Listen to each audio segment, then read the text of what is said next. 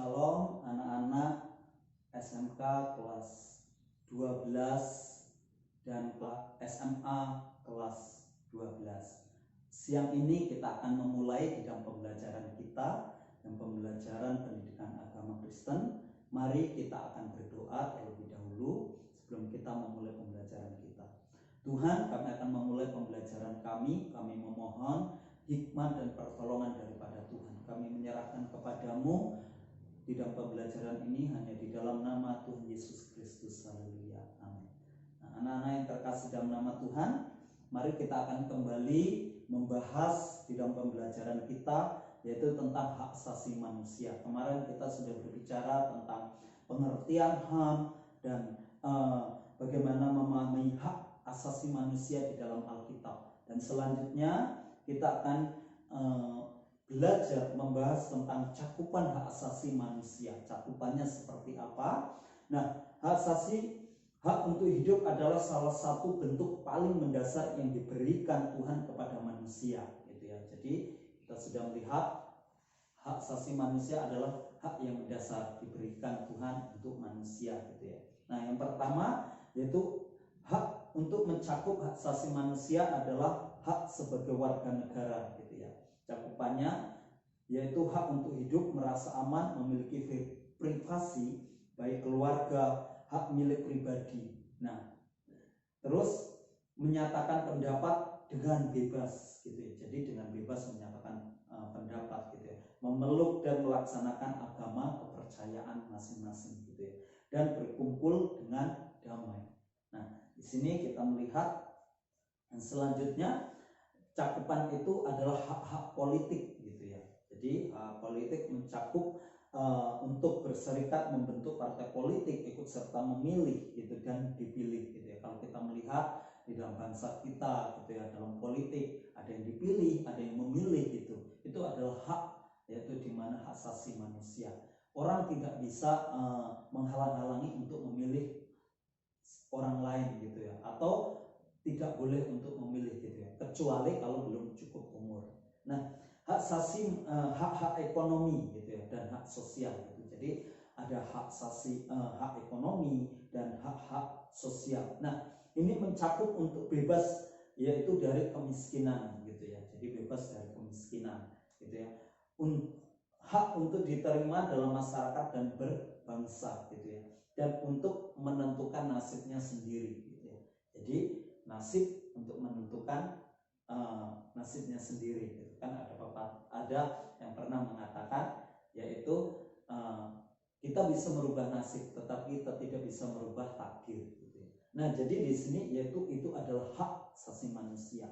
Nah, sejarah serikat hak asasi manusia. Jadi kita harus belajar dari sejarah hak asasi singkat dari hak asasi manusia, gitu ya. Nah, menurut Diani Revid dan Abigail Terstrom, ya, dalam buku Demokrasi Klasik dan Modern pada tahun 1941,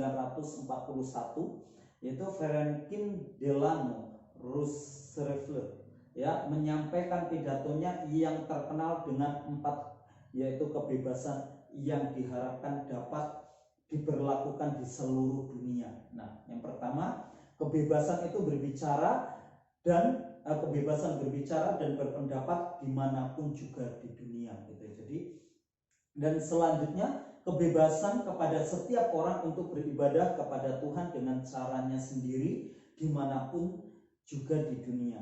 Nah, selanjutnya yaitu yang ketiga, kebebasan dari keluarga. Artinya setiap negara berhak untuk hidup damai dan memberikan perdamaian di masyarakat serta yaitu kesehatan yang baik. Nah, dan yang keempat, kebebasan dari rasa takut. Nah, artinya setiap negara yaitu dan masyarakat memiliki hak untuk bebas dari serangan dan intimidasi maupun invasi negara lain, itu maupun negara tetangganya. Nah, ada beberapa peristiwa yang menyedihkan kalau kita melihat, gitu ya, saat Perang Dunia Kedua, gitu ya. Nah, banyak umat manusia terbunuh serta menghancurkan berbagai tempat di dunia, gitu ya. Nah, misalnya pembantaian etnis Yahudi oleh Jerman Nazi di bawah pimpinan pemerintahan Adolf Hitler, gitu ya. Nah, itu mana melanggar HAM gitu ya. Nah, itu banyak hal cerita lainnya, dan sekarang kita akan melihat bagaimana sejarah yaitu daripada HAM sendiri di Indonesia gitu ya. Nah, kita harus belajar HAM di Indonesia ini seperti apa dan kapan gitu terjadi gitu. Nah, bangsa Indonesia adalah bangsa yang cukup banyak mengalami kepahitan ini, di mana 350 tahun ya 3,5 abad mengalami penjajahan gitu ya.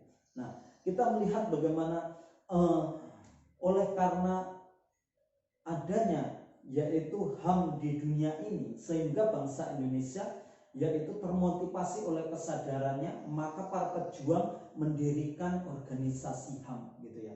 Nah, organisasi itu didirikan oleh Budi Utomo ya sebagai organisasi pertama yang bersifat nasional.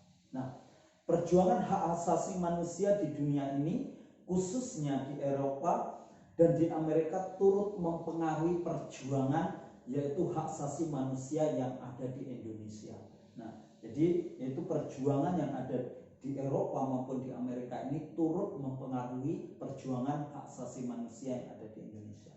Nah, kita melihat bagaimana ketika panitia persiapan perjuangan yaitu persiapan kemerdekaan Indonesia yang dipersiapkan ya, yang mempersiapkan Undang-Undang Dasar ya Negara Republik Indonesia itu, dan dasar negara pun menyusun undang-undang hak asasi manusia gitu ya, yang berdasarkan pemahaman tentang hak asasi manusia.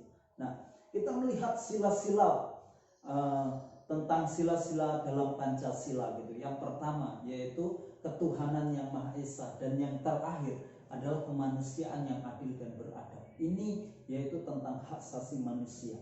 Nah, kita melihat di bawah di bawah kepemimpinan pemerintahan Soeharto ya, Indonesia memasuki era yang disebut dengan Orde Baru, di mana kepemimpinan ya yaitu di mana Orde Baru yang dipandang berbeda dengan Orde Lama yang dipimpin oleh Bapak Presiden Soeharto gitu ya. Nah, pemerintahan Orde Baru ini menerapkan di mana sistem pemerintahan demokrasi Pancasila gitu ya. Nah, hampir seluruh bidang kehidupan di dalam demokrasi Pancasila ini berada di bawah kontrol negara gitu ya. Jadi di bawah kontrol negara ya.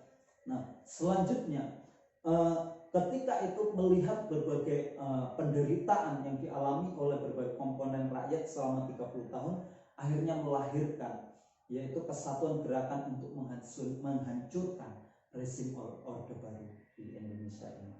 Nah, akhirnya yaitu Bapak Presiden Soeharto mundur dan pelaksanaan demokrasi dan HAM diterapkan secara total di Indonesia gitu ya. Nah, banyak orang yang menyebutkan masa Orde Baru sebagai era reformasi gitu ya. Nah, karena adanya gerakan reformasi yang berhasil meruntuhkan pemerintahan Orde Baru, dalam kenyataannya hingga saat ini ya negara Indonesia ya bangsa kita masih terus berjuang untuk mewujudkan HAM, karena masih banyak berbagai pelanggaran HAM yang terjadi di dalam bangsa kita gitu ya. Nah, mari kita telah belajar tentang HAM di Indonesia gitu ya. Nah, mari kita lihat yaitu HAM, kita pelajari dan kita lihat, dan mari kita menjadi anak-anak yang melakukan tentang HAM ini. Nah, kita akan akhiri di dalam kelas kita. Mari kita mau berdoa. Terima kasih Tuhan, di saat ini kami menyerahkan ke dalam pimpinan dan pertolongan daripada Tuhan. Kiranya senantiasa Tuhan Kau mengurapi dan Tuhan memberkati kami. Kami menyerahkan ke dalam pimpinan dan pertolongan daripada Tuhan. Dan di saat ini kami menyerahkan ke dalam tangan-Mu Tuhan. Kiranya senantiasa Tuhan Kau ikut campur tangan, menolong dan Tuhan melindungi kami. Dan ajar kami Tuhan untuk kami menjadi anak-anak yang bisa melakukan, oh Tuhan, mengerti tentang hak asasi manusia, dan kami menjadi pelaku di dalamnya Tuhan. Kami menyerahkan kepadamu hanya di dalam nama Tuhan Yesus. Haleluya. Amin.